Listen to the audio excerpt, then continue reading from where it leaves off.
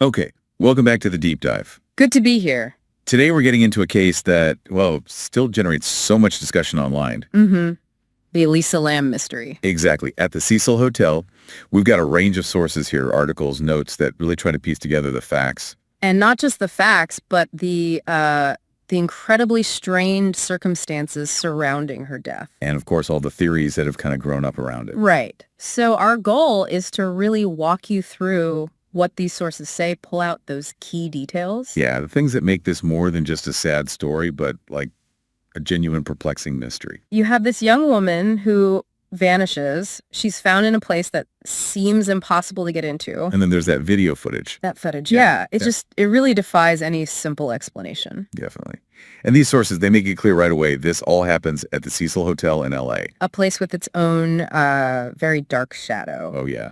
The sources don't just say it's old. They specifically link it to Richard Ramirez. The Night Stalker. And Jack Underweger, both serial killers who stayed there. And that's besides, a whole history mentioned in these documents of mysterious deaths, suicides, overdoses.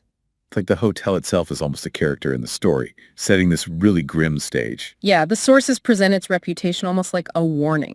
Like you should expect something weird, something unsettling. Adds a layer of dread before you even get to Elisa Lam herself. Mm-hmm. So let's talk about Elisa. The sources describe her as 21 years old, a Canadian student. From Vancouver, traveling alone down the California coast in early 2013. And her online posts from the trip mentioned in the sources, they sound quite cheerful, right? Like typical tourist stuff. Yeah, just enjoying her trip seemed perfectly normal until she gets to the Cecil. She checks in January 26th. And the crucial point the sources make is stark. She never checked out. Never did.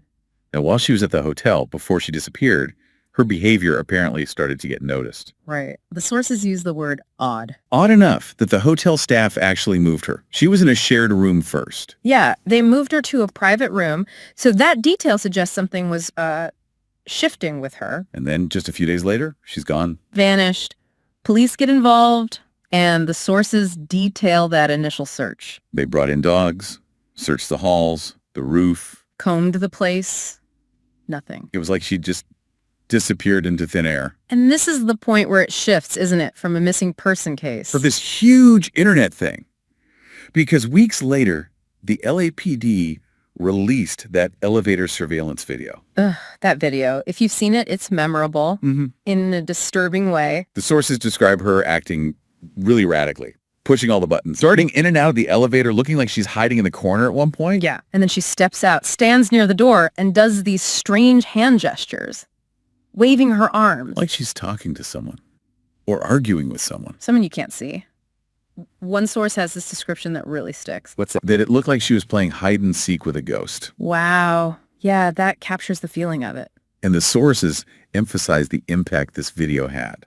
It went viral almost instantly. Millions of views, people everywhere watching, trying to figure it out. Who or what was she hiding from? What was going on? It just exploded online. Absolutely. So while the internet's buzzing about the video, back at the hotel, something else is happening. Right. Weeks have passed now, and hotel guests start complaining. About the water, saying it tasted weird, smelled bad, low pressure too. Yeah, pretty gross. And that leads maintenance on February 19th to go check the water tanks on the roof. And what they find up there, that's the horrifying part. Inside one of those big water tanks, they found Elisa Lam's body. Naked, floating in the tank, the same water guests had been using. It's grim.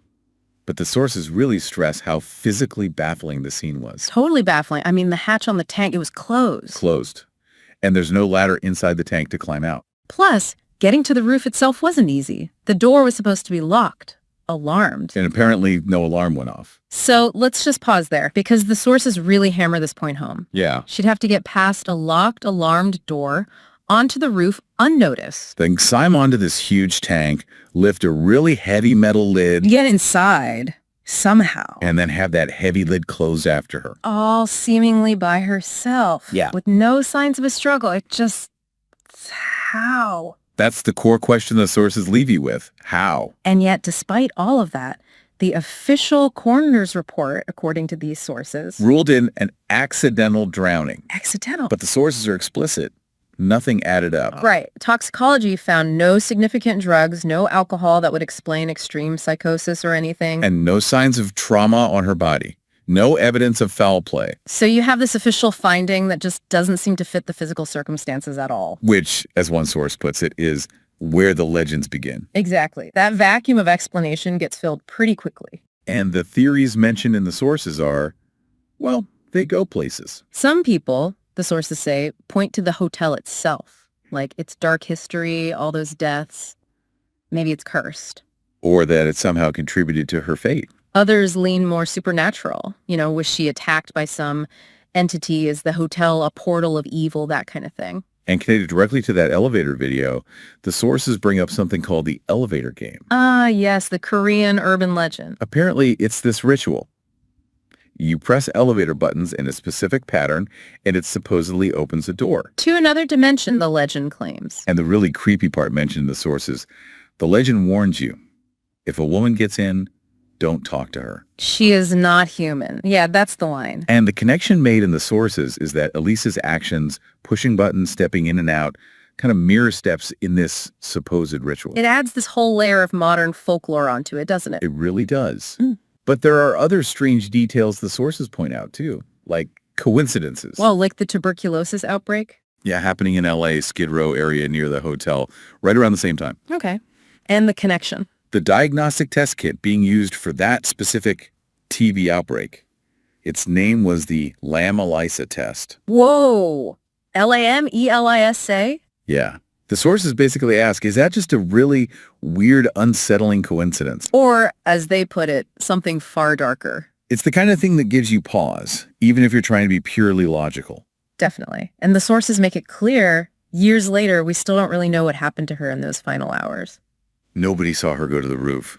Nobody saw her get in that tank. How the lid got closed remains a huge question mark. And what was happening in that elevator? We just have the silent footage. And that footage, as the sources note, it's still just as chilling to watch now. That sense of unease, it doesn't go away. No, it doesn't. And you still see those two main camps of belief reflected in the sources. Right. Some believe it was a tragic consequence of mental illness, perhaps bipolar disorder, which she reportedly had, manifesting in that erratic behavior. Which is a plausible, though heartbreaking explanation for some parts. But others, looking at the sheer impossibility of the physical evidence, the locked door, the heavy lid, getting in the tank. They feel something else must have been involved. Yeah, the sources capture that feeling something else took her, something unexplained. Described in one source as potentially something ancient or hiding between the walls of reality. Right. Very evocative. Very.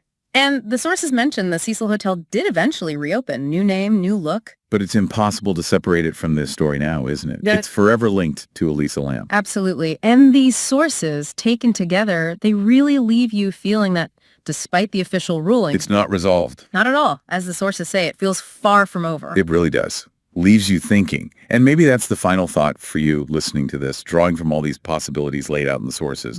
When we encounter things that seem truly inexplicable, things that just don't add up, are they always eventually traceable back to things we understand, like mental health issues, or just bizarre coincidences? Well, or do they sometimes point towards genuine mysteries? Things about reality that maybe, just maybe, we don't have the full picture of yet. Something to ponder.